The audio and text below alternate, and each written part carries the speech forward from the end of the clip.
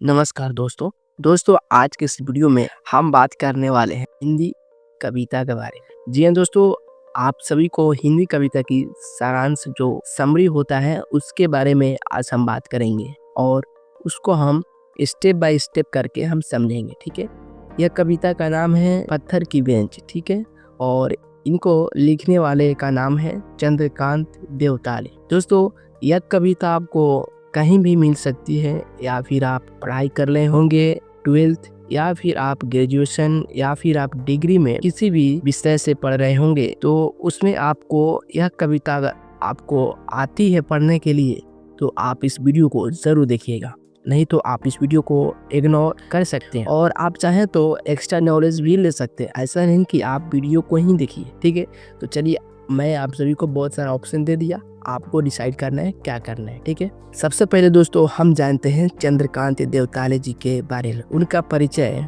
चंद्रकांत देवताले, उनका जन्म जौलखेड़ा नामक एक गांव में जिला बैतूल और मध्य प्रदेश में उनका जन्म 7 नवंबर 1936 को उनका जन्म हुआ था। होलकर कॉलेज में इंदौर से 1960 में हिंदी साहित्य में MA मास्टर किया। ठीक है, उसके बाद सागर विश्वविद्यालय से मुक्ति बोध पर 1984 में PhD की। ओके, उसके बाद छात्र जीवन में नई दुनिया, नवभारत साहित्य, अन्य अखबारों में कार्य किया। उसके बाद 1961 से 1996 तक मध्य प्रदेश शासन में उच्च शिक्षा विभाग में उन्होंने अध्यापन का काम किया। ठीक है, तो दोस्तों यह रहा उनका जीवन परिचय। ठीक है, आप जानते हैं दोस्तों, पत्थर की बेंच जो कविता है वह कविता क्या कहती है। ठीक है, तो चलिए शुरू करते हैं।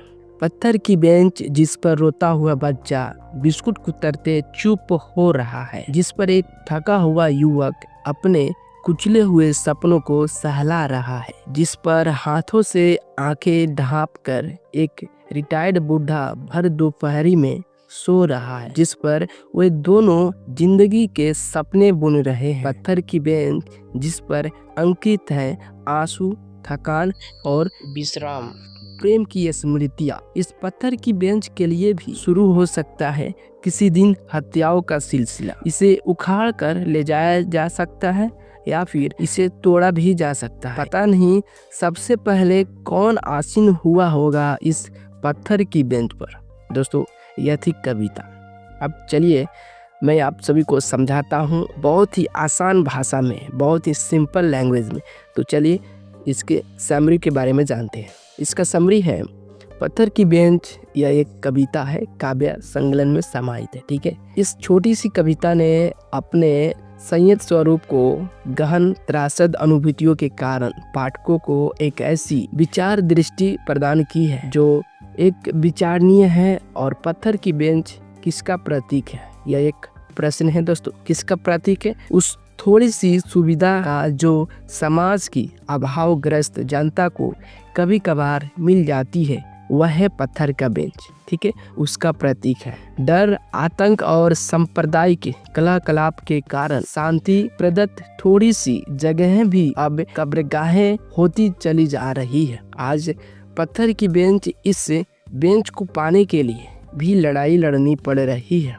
आज पत्थर की बेंच पर बैठा बच्चा बिस्कुट कुतरते डर रहा है। प्रेमी अपने सपनों को साकार करने में असमर्थ है। रिटायर्ड बूढ़ा बेंच पर सोने के लिए भी डर रहा है। पत्थर की बेंच में दुखियों के आंसू अंकित है।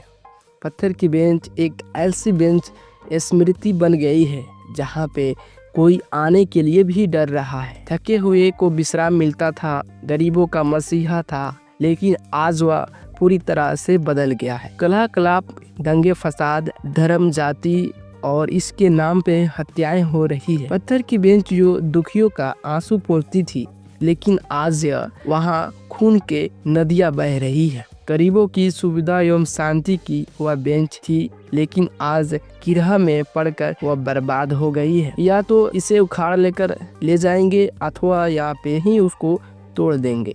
शांति एवं आराम की पत्थर की बेंच पर आज समय प्रदत्त अशांति का एक महसूस हो रहा है।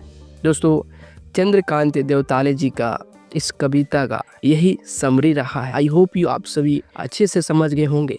अगर आपके मन में कोई भी प्रश्न हो रहा है तो आप कमेंट में ज़रूर पूछिएगा, मैं इसका रिप्लाई हमेशा देता हूँ। तो thank you so much video for watching.